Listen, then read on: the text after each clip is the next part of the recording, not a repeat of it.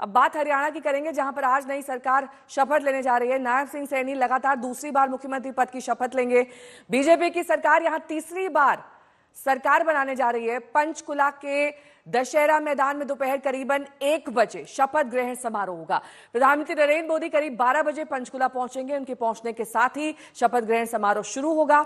शपथ समारोह के दौरान एनडीए का शक्ति प्रदर्शन भी दिखाई देगा, क्योंकि प्रधानमंत्री तो होंगे ही, इसके साथ ही बीजेपी अध्यक्ष और केंद्रीय मंत्री जेपी नड्डा, गृह मंत्री अमित शाह, राजनाथ सिंह, नितिन गडकरी, मनोहर लाल खट्टर मौजूद रहेंगे। 18 राज्यों के सीएम को न्यौता गया है। 8 केंद्र शासित सूबों के डिप्टी सीएम भी मौजूद रहेंगे। आज सीएम नायब सिंह सैनी के अलावा 13 और मंत्रियों के शपथ लेने के आसार हैं। मंत्रिमंडल के संभावित चेहरे आपको दिखा देते हैं। आज कौन कौन शपथ ले सकता है। 1 बजे ये शपथ ग्रहण समारोह शुरू होगा। 13 मंत्री बताए जा रहे हैं जो शपथ लेंगे नायब सिंह सैनी के साथ। दशहरा मैदान में ये शपथ ग्रहण समारोह होगा। पंचकुला स्थित है दशहरा मैदान। संभावित चेहरे आपको दिखा देते हैं मंत्रिमंडल के। घनश्याम दास अरोड़ा, अनिल विज, कृष्णलाल पवार, इसके साथ ही कृष्ण कुमार बेदी, आरती राव, कुल 13 मंत्री बताए जा रहे हैं, जिसमें रणबीर सिंह गंगवा, विपुल गोयल, मूलचंद शर्मा, महिपाल खांडा और सुनील सांगवान शामिल हो सकते हैं। तो कल बीजेपी विधायक दल की बैठक में नायब सिंह सैनी को फिर से नेता चुना गया। मीटिंग में पूर्व गृह मंत्री अनिल विज और विधायक कृष्ण बेदी ने सैनी के नाम का प्रस्ताव रखा, जिसमें सभी विधायकों ने सर्वसम्मति जताई। केंद्रीय गृह मंत्री अमित शाह और मध्य प्रदेश के मुख्यमंत्री मोहन यादव पर्यवेक्षक के तौर पर वहां मौजूद रहे। इसके बाद बीजेपी विधायक दल ने राजभवन पहुंचकर राज्यपाल बंडारू दत्तात्रेय के सामने सरकार बनाने का दावा पेश किया। जिस तरह से हमने साढ़े 9 साल भ्रष्टाचार विहीन, लोकाभिमुख और गरीब कल्याण करने वाली सरकार को आगे बढ़ाएं। ये सरकार 36 बिरादरियों की होगी, इसका भी मुझे पूरा विश्वास है। और ये सरकार हरियाणा के हर गांव का विकास करेगी, उसका भी मुझे विश्वास है। हर गांव का विकास होगा, हर व्यक्ति का विकास होगा, कानून और व्यवस्था की स्थिति भी चौबंद रहेगी और भ्रष्टाचार का नामो निशान रहेगा। मैं फिर से एक बार हमारे सर्वोच्च नेता मोदी जी को भी बहुत बहुत बधाई देता हूं, क्योंकि उनके नेतृत्व में भी हम चुनाव लड़े थे और एक ऐतिहासिक विजय प्राप्त करे हैं। और नायब सिंह सैनी जिनके नेतृत्व में हम चुनाव लड़े और इतना बड़ा मैंडेट मिला है, सभी को बधाई, हरियाणा की जनता को बधाई। और नायब सिंह को चुनकर आप सबने उचित ही निर्णय किया है, ऐसा मेरा भी। दिन रात कड़ी मेहनत करके और हमारी डबल इंजन की सरकार नीतियों को जन जन तक पहुंचाने का काम किया है। और इतना बड़ा विश्वास जो हरियाणा की जनता ने आज तीसरी बार कंटिन्यूटी के अंदर ये भारतीय जनता पार्टी के ऊपर किया है, ये विश्वास ये नरेंद्र मोदी जी की नीतियों का विश्वास है।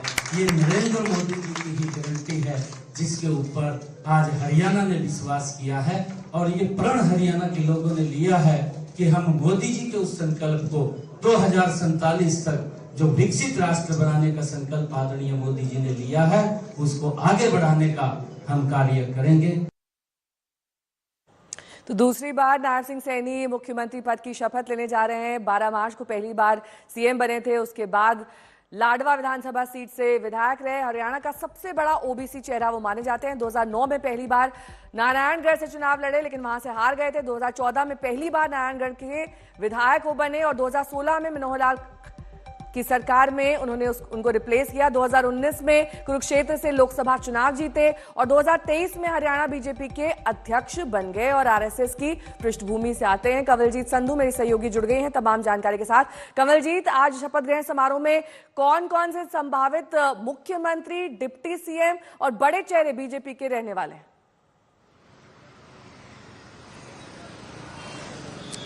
देखिए, आपको पहले बता दें कि रेड कार्पेट बिछ चुका है। हम इस वक्त चंडीगढ़ में हैं, लेकिन एक बस में मीडिया वालों को ले जाया जाएगा नो फ्लाई जोन घोषित कर दिया गया है, यानी कोई ड्रोन यूएवी नहीं उड़ा सकता है।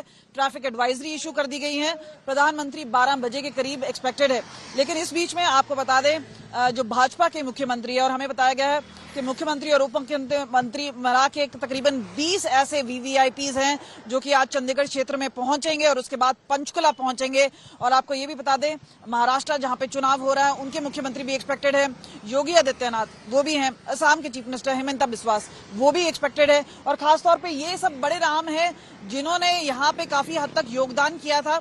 योगी जिस तरह से है, उन्होंने 11 जगह रैली की, 9 जगह वहां से सीट निकली है बीजेपी की। तो यहाँ पर जहाँ पे नायब सिंह सहरी को चेहरा बनाया गया है, एक बड़ी उपलब्धि, एक हैट्रिक पाया गया, वहीं उनको कोशिश है कि ये जो सक्सेस है वो रेप्लिकेट किया जाए। और महाराष्ट्र में चुनाव है, झारखंड में चुनाव है, तो इसका बड़ा परचम लहराने की बात है। तो भाजपा ने अपनी पूरी तैयारी कर दी है, लेकिन सीमित ओथ सेरेमनी तक नहीं है। ठीक उसके बाद ललित होटल में एक और बड़ी मीटिंग होगी, जो कि एनडीए घटक दल की मीटिंग भी है, जो कि प्रधानमंत्री नरेंद्र मोदी लेंगे और उसमें शामिल होंगे जेपी नड्डा और अमित शाह। और यहाँ पे समीकरण किया जाएगा कि किस तरह से जो विकास है, डेवलपमेंट है, जो अमृत महोत्सव है, उसके तहत क्या क्या स्कीम आ रही है, एक स्वॉट एनालिसिस किया जाएगा और उस तहत भी पूरी तैयारी की गई है। तो यहाँ पर खास तौर पे अगर हम बात करें, 3 लेयर सिक्योरिटी है वो कर दी गई है। एसपीजी ने अपनी तरफ से पूरी तरह से सिक्योरिटी को अपने पास ले लिया है। तो यहाँ पर अब एक कोशिश है कि हरियाणा का जो रोल मॉडल है, जहाँ पे हैट्रिक पाया गया है, 48 सीटें मिली हैं, 3 जो इंडिपेंडेंट है वो भी आ गए हैं। और खास तौर पे जाति समीकरण है, चाहे हम बात करें जो एरिया डिस्ट्रीब्यूशन है, उस तहत जो एमएलएज हैं उनमें से मंत्री भी बनाए जाएंगे। और आपको बता दें, उसमें राव इंद्रजीत सिंह की बेटी हैं, आरती राव हैं, उसके अलावा अनिल विज हैं जो कि गृह मंत्री रह चुके थे हरियाणा में। तो ये सारी चीजें हैं कि किसको क्या मिलता है। लेकिन इस वक्त हरियाणा एक मॉडल सा बन गया है और साथ में नायब सिंह सैनी, अगर हम बात करें, मॉडल के रोल मॉडल हैं। ठीक है, मैं लौटूंगी आपके पास। इस बीच लगभग 1 बजे शपथ ग्रहण समारोह बताया जा रहा है। चुनाव के दौरान अनिल विज ने सीएम के रूप में अपनी दावेदारी पेश की थी, लेकिन कल उन्होंने खुद सैनी के नाम का प्रस्ताव रखा। उन्होंने कहा कि पार्टी उन्हें जो भी जिम्मेदारी देगी वो उसे कबूल करेंगे। नहीं, कहीं दरकिनार नहीं किया, कहीं मैंने बोला नहीं था। मैंने खाली एक स्पष्टीकरण दिया था कि जो मेरे बारे में गलत बात कही जा रही थी कि अनिल विज बनना नहीं चाहता, तो मैंने वो स्पष्टीकरण दिया। लेकिन सर, पार्टी ने आपको लगता है दरकिनार कर दिया? आपने जो 7वीं बार विधायक बने आप? नहीं, एमएलए हूँ मैं, 7वीं बार हूँ, सीनियर मोस्ट हूँ।